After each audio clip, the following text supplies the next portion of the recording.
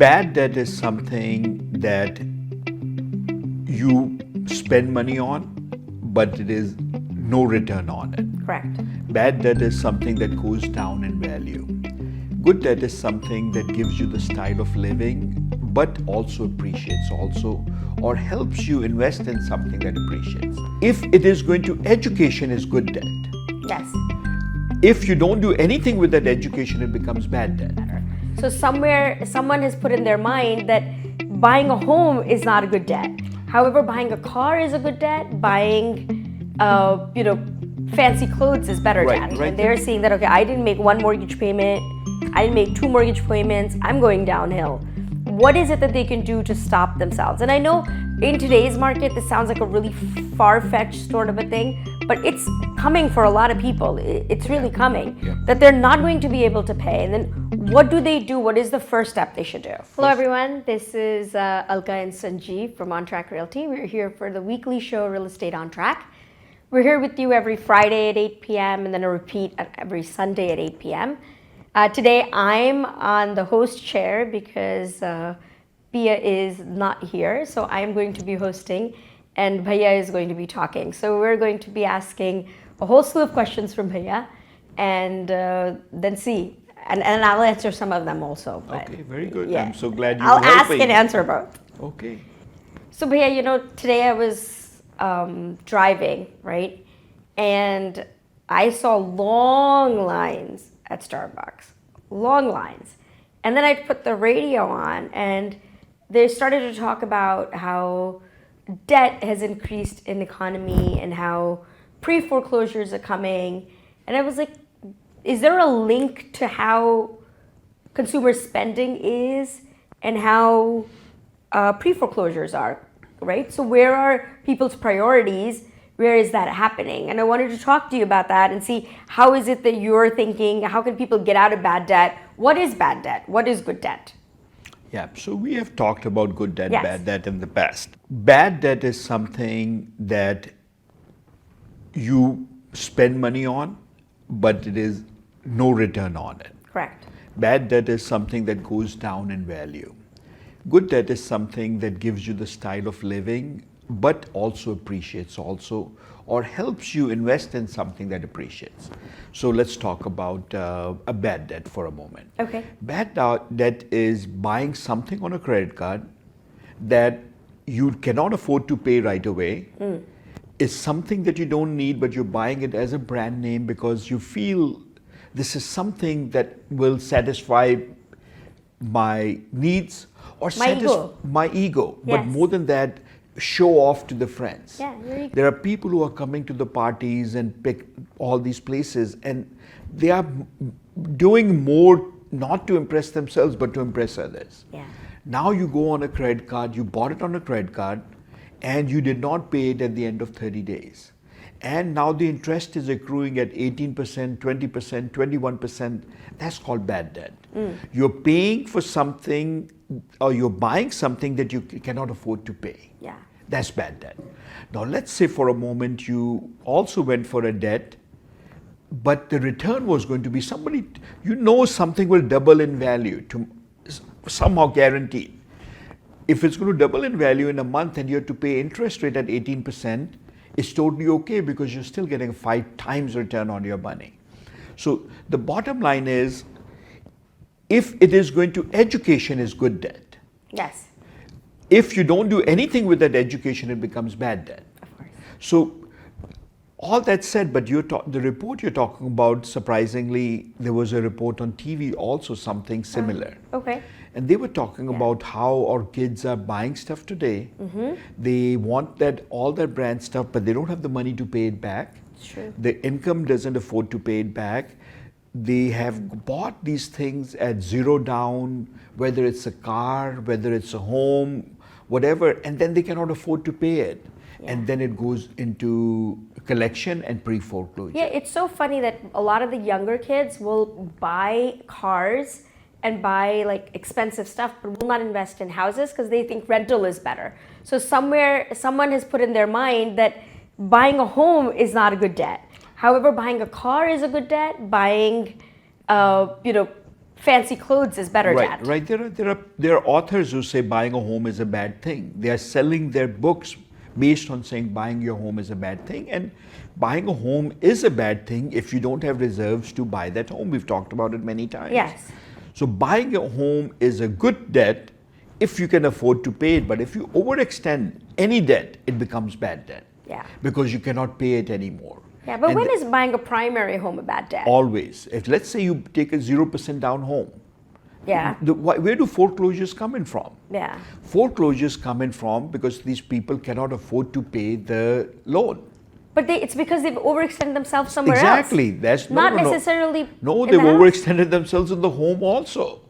See, what they're doing is they're not paying priorities in the other things. That's right. Which means they don't have enough money for the home. Why do foreclosures happen? Right now, the foreclosures or pre-foreclosures are not there because the values keep going up. Yeah. The day this market changes and the day this market goes down, which it will, we don't know when. Whatever goes up has Right. to come down. When it comes down, all of a sudden, the people who bought a home with 0 down, Yeah. 5% down, are going to say, you know what? My home is worth less than Yeah. what I paid for. Yeah. I owe more to the bank than what the home is worth. Let it go, I don't care. And that's when the tragedy will start. So, whether you are young or whether you're old, bad debt is when you don't have the reserves and you don't have the discipline to live. Now, buying a home is probably one of the best investments as Absolutely. as a primary property. As a rental property, although they say it's the best investment, there are many rules that protect tenants a lot more than the landlord. So be prepared for Yeah. it. New Jersey is a tenant state. So Many states are tenant states, Yeah. unfortunately, so be prepared for it. Absolutely. Be prepared for the hassles, be prepared for evictions, be prepared for all that. But anytime you invest, it comes with hassles also. Yeah. Primary home is your best investment because life is not all about money. Yeah. Life is about lifestyle. Yes. Home gives you that Peace. confidence, Yeah. peace of mind, lifestyle, stability for the family, for the kids if they are kids, or if you're single forever, stability for yourself. It's an anchor for sure. But It's I an think- anchor for sure. Yeah. But any overextended thing does not become an anchor. Yeah. It becomes when the anchor is taken away, life becomes a mess. But isn't when people are, you're obviously if you're overextended in your house, but you have other places where you can tighten up a little bit to make sure that this is your priority. Right. Generally, these problems happen when people are not able to discipline in any other place, right? How you want your Chanel. how you do anything is how you do everything. It's true. If you're not disciplined in this part of the life, chances are you're not disciplined in the other part of life also. Yeah, yeah. So you go to Starbucks every day and you say, I'll take 2 coffees every day. Yeah. You don't even, sad part is many of these kids I see, they go and get that drink, And they they don't don't finish even it. finish it. Yes. They It's really finish sad. 1/3 of it and then they go and get the next drink. So those $10, $15 every day add up. That is your mortgage that you're not paying. That's right. So they are spending here, they are spending there, they are spending there, they are spending there, but they don't have the money saved to pay the home for the home. Yeah. The car, which car do you need? Now, if you can afford it, that's not bad debt because you didn't take debt. If you paid 50% down for your home or your car, you're not going wrong most of the time That's right. because you had the money saved. But if you don't have the money saved and you're going on spending, borrowing on your credit cards, borrowing on high interest rates, even taking your home equity loan out to pay for things that you shouldn't have bought, that's bad debt. So let's say someone is already down this bad spiral that they're in, right? And they're seeing that, okay, I didn't make 1 mortgage payment, I didn't make 2 mortgage payments, I'm going downhill. What is it that they can do to stop themselves? And I know in today's market, this sounds like a really far-fetched sort of a thing, but it's coming for a lot of people. It's really coming. Yeah. That they're not going to be able to pay. And then what do they do? What is the first step they should do? First step is recognizing that you are going down that path. See, if you put blinders on you, you'll not know what's going on. Right. So first step is recognize that I'm headed into a problem. Second step then is find out where are my unnecessary expenses. Cut them out first quickly. Absolutely. Third step is if it was a home issue or a car issue, whatever, call the bank and tell them, listen, you got messed up for 2-3 months, you want to catch up, can you give me a break or extend this so that I can catch up? Most people Most don't banks. want to take your car, take your home. Yeah, they want to make sure they get paid for what you borrowed. Exactly. Unfortunately, in our country, we are the student debt. Students have taken the debt, and the government says we'll excuse the debt. Yeah. You know what? We are teaching wrong discipline to Yes, kids. yes. We are saying you borrowed, but you don't have to pay pay because back. that's not how life works. But unfortunately, the governments want the votes, and they will mess people up. That's right. So the best thing is don't rely on anybody, rely on your income, rely on your discipline, and it will all be okay. Right. Any questions? If you're going in debt, if you need suggestions specifically to you, give us a call. We are happy to help you, guide you, but only somebody can only guide you when you're ready to help yourself. 100%. If you're not ready to help yourself and you say it's only few drinks a day, I only had, Yeah. then it is. I mean, we talked about this long time ago. Let's go to New York for bar hopping. You go to the bar and you spend $5, $6, $7, $8 a drink when it's costing you $1 at home. I don't think it's $8. So I mean, you haven't gone bar hopping, but it's a lot more money than it's that. a lot more than that. Okay. Yes. So at the end of the day, you spent a lot of money. Now you have the money, and you did it, and it's okay. But the friend you dragged with you probably didn't have the money, Yeah. but doesn't know how to say no to it. And that friend is now $100 down that day. Plus he's drunk, which means, or she's drunk, which means next day is gone too. The transportation cost of it, you know how expensive this becomes? Yeah. But you say, well, it's only one day of life I want to enjoy. It's okay. We are talking about good debt and bad debt. Yes. You want to be in debt, you've chosen that path, you can get out of that path also. Yeah. You don't have to please every friend and say, I'm okay with you to come every time. Yeah. You don't have to. Look at your own things, because your best friend will not be there when you tell him, give me $500. Yeah. I have bad debt. Your best friend will say, hey, listen, you enjoyed your drinks. It's your problem, not And mine. your friends know your reality. So if they know that you're spending money and wasting money, they know they're not going to get that money back. So they're thinking all of a sudden, Right, okay, but your friends also don't know that what your financial situation is. yeah, So we don't be there to impress others to live life. Do it to impress upon yourself that this is my life. Yeah. And that will take care of it completely. I was also going to say that before you let go of your home, like make sure you call a realtor to find out what your value is. Maybe there's a way to save your house. Don't just let go of it, stop paying, and just let the house run amok. right? Exactly. Pre-foreclosures in Foreclosures a rising market are the worst thing shouldn't you be can do. there at Yeah. all. You can quickly stop and say, let me get rid of my home. Let me get the equity out of it Absolutely. before the interest and late penalties and all start adding up. That's correct. So give us a call. We'll be happy to help. Yeah, and it's Sanjeev at ontrackrealty.com, Alka at ontrackrealty.com. And of course, Pia's not here right now, but Pia at itvgold.com. She will also be able to relay all the questions to us. So Pia, that being said, right, about housing and all, there's a lot of changes that are occurring in the real estate market. Any progression on that? Anything that the consumer needs to know as far as what's going on now? Right. So what Alka is talking about it, the recent lawsuit that some attorneys got together and class action lawsuit against some major real estate companies. Unfortunately, the way the lawsuits work is if the other side don't settle, the cost can be very high. So the case was settled, but the real estate industry is going to be in chaos to some extent. The reason being is when something is working so well, with some exceptions, and you make that change completely upside down, some people will abuse it. As a consumer, all we can tell you is be aware. It's become more critical that you hire the right agent. The right agent will guide you. Some agents will come to you and saying, oh yeah, you're right, you don't have to give the commission to the buyer end, but that's going to hurt you 100%. or may hurt you. You want to know the total picture of it. If you're giving the commission to your agent to sell, know what the splits are. What is your agent about to keep? What is the other agent going to be compensated?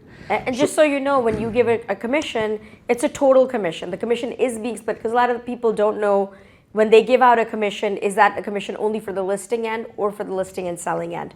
That's generally a total commission in the old ways. Now you can delineate how that commission is going to be fixed and what's going to happen. So ask these questions when you're hiring a realtor. When Alka says fixed, that means what in that commission that you're giving, what portions are you giving? Fixed Exactly. doesn't mean The commissions commission are is fixed by fixed. anybody. Yes, yes. Fixed means in that transaction, how are you saying, okay, this is what your commission as my agent, this is what you can give or not give to the other side. The worst thing you can do is you think you're giving the commission and then your agent doesn't even give the commission to the other side. Exactly. And that can become a very costly thing. So very important when you read your contract. Always was important, always will be important. Know 3 things that are critical. 1, how long is the listing agreement? Okay. Don't let somebody just fill in the date because they want to. Don't get tied into a long listing agreement that you cannot get back out of. Second, know what price you're listing at, because many sellers will leave the thing blank saying, okay, we'll decide the price later. Know what price you're listing at. And third, how is the commission being split when you're paying the commission? How much is your agent going to do for what you're paying? Yes. What is the other side worth it? And finally, and very critical, when you hire somebody, whether you're buying a home or selling a home, have an exit clause in there, basically saying, I have the right to fire you if I'm not happy unconditionally. Yeah. That's the worst feeling, is when you're not happy and you're stuck. Yeah, That that's feeling one of the not- calls that we yeah. get so many times when people will say, Yeah. I'm stuck with the wrong agent. How do I get out? And if you have a contract, you have a contract. You cannot get out of it. So again, before you sign, read. Make sure you know the whole picture.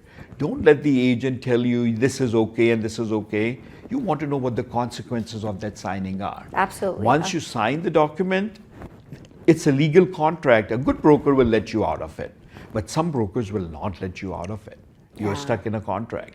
Yeah, it's like you an also Abhimanyu want structure. to. You just want to put in the clause itself. Yeah. I have the right to fire you if I'm not happy with your services. Yes. And again, as a broker, think about it. Why would you want to keep a client unhappy in a contract if you cannot serve them right anyhow? Absolutely. So it As any makes business no person, sense. yeah. Exactly. Don't tie people. Either do right for them or let them go and be happy someplace else. Correct. Very true. Yeah. Yeah. So now, so continuing on with that, right? The changes that are happening is how are the commission? Who's paying the commissions? What are you doing? How is that affecting you? Make sure those changes, when you sit down with your realtor, you are making sure that how everything is going to affect you is important. Don't just get caught with when someone comes to you, like Bhaiya said, and say you don't have to pay a buyer's agent. It's important on how you pay your commissions and how your marketing dollars are Right. spent. I think, Alka, where it comes to is make sure you hire somebody that has come highly recommended. Yes. Don't go to Zillow, put your name in, and they tell you here are the 3 highest paying agents who pay us. Yes. And then the name is recommended. You are stuck with the wrong agent at that point. That's correct. Most of the time. Or maybe you're not stuck, but you didn't hire somebody who's coming highly recommended. So very critical. Don't go online and search for get an agent recommended by that online company. Yeah. Search online reviews. See what Google reviews are saying, Zillow reviews are saying, their website reviews are saying. See all that, and then again, don't get tied into non-performance. Yeah. Things are changing, but with things, when things change, people will get abused and misused. Don't be that one person. Until it all figures itself out. If you have any questions, even if you're not in our area, you want to help us, give us a call. Our office number is 732-494-2211, and we gave you our email addresses also. So you reach out. Don't feel like you're alone in the process. As it is, selling and buying is very stressful. Selling and buying a home is very stressful. So don't feel alone. We're here. We'll be able to help you no matter what. This is public service. Of course, we want to get paid, but this is public service.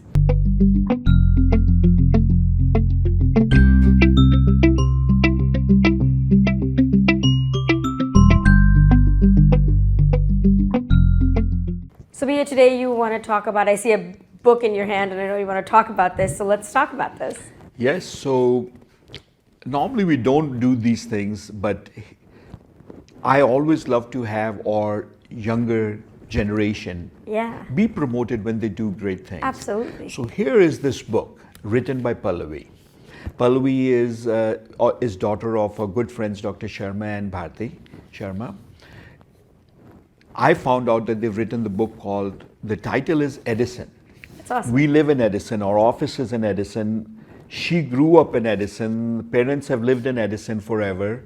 And I said, let me talk to her and find out how can we tell people about this book. It's a novel. Nice. It's a story, it's a storytelling thing. Right. Talking It's a about fiction. story. Yeah, so Pallavi lives in Minnesota, but she's coming to Edison next week. She's going to read this book to people.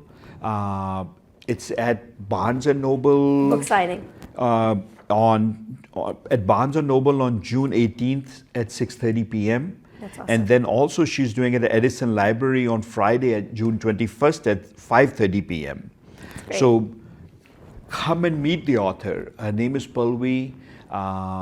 The couple of notes that I took from the book, although I didn't get a chance to read the novel yet because I just got it, just the sheer Size of it. size of it tells me she Yeah. spent a lot of time writing this. And I know when I wrote the book, for it to be up to me, it takes time. It takes time. And that book is not very thick. Yeah. There are only 21 lessons in it. This one must have taken her years to put this together. Yeah. It's a story format.